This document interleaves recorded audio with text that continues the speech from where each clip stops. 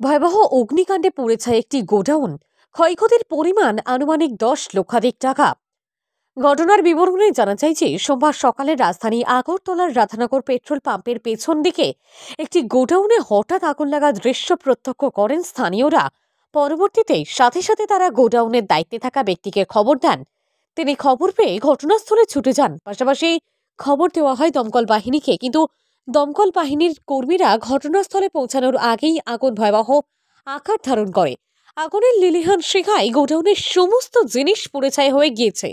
পরবর্তীতে দমকল কর্মীদের দীর্ঘ প্রচেষ্টার পর আগুন নিয়ন্ত্রণে আসে, কিন্তু আগুনের সূত্রপাত এখনো জানা যায়নি।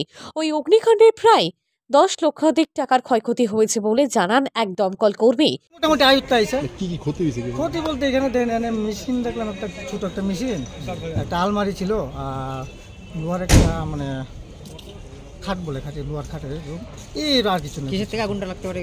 অনেক কিসের থেকে লাগবে এটা দিক করতে পারতাম না, তো মানে ইনভেস্টিগেশন পরে বোঝা যাবে আর কি এটা কি হয়েছে। অনুমানে কয়টা ফায়ার সার্ভিস আছে এখানে? তো আমরা কুঞ্জন ফায়ার স্টেশন আর এনসিসি ফায়ার স্টেশন, দুইটা স্টেশনে আইসি, মানে আমরাই মোটামুটি কমপ্লিট হয়ে আছে, তারা কাজ করতে লাগছে না। আগুন পুরো হ্যাঁ, এখন দেখেন না, আগুন মোটামুটি আয়ত্ত হয়ে গেছে।